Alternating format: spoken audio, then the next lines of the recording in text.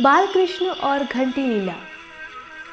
बाल कृष्ण गोपियों के घर माखन चुराने जाते और जब तक गोपी देखती तब तक भाग जाते। एक दिन एक गोपी ने एक तरकीब लगाई। गोपी ने माखन निकाला और छीके पर टांग दिया और साथ में एक घंटी बांधी कि जैसे ही बाल कृष्ण माखन चुराने आएंगे तो घंटी बज पड़ेगी और मैं रंगे हाथों कान्हा को पकड़ लूंगी।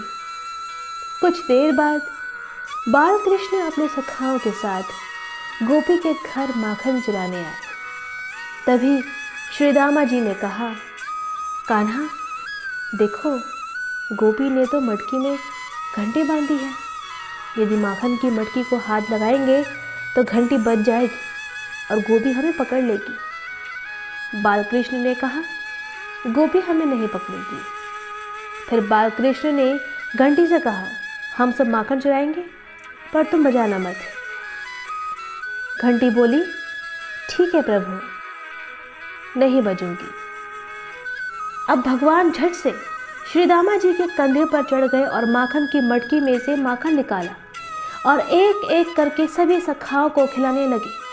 अंत में बाल कृष्ण ने जैसे ही स्वयं माखन खाया त्यों ही घंटी बजने लगी और घंटी की आवाज़ सुनते ही गोपी आ गई। सारे सखा तो भाग गए पर झट गोपी ने कान्हा को पकड़ लिया और बोली, आज तो रंगे हाथ पकड़े गए। कान्हा ने कहा, ज़रा रुको गोपी, पहले मैं इस घंटी से तो निपट लूँ, फिर तुमसे बात करूँगा। भगवान ने कहा, क्यों रे घंटी, तूने मेरी बात क्यों नहीं मानी? मैंने कहा था कि बजना मत। घंटी बोली, प्रभु इसमें मेरा दोष नहीं है। देखो, जब तक आपके सखाओं ने माखन खाया तब तक मैं चुप रही, परंतु जैसे ही आपने माखन खाया तो मैं बज उठी, क्योंकि मंदिर में जब पुजारी जी आपको भोग लगाते हैं तो घंटी बजाते हैं, इसलिए आदत में बज उठी। गोपी ने कहा, कान्हा आज बड़े दिनों के बाद हाथ लगे हो। झट गोपी ने एक रस्सी उठाई और बाल कृष्ण को बांधने लगी। जैसे ही कलाई में रस्सी लपेटती तुरंत फिसल जाती, क्योंकि बड़े कोमल बाल कृष्ण हैं।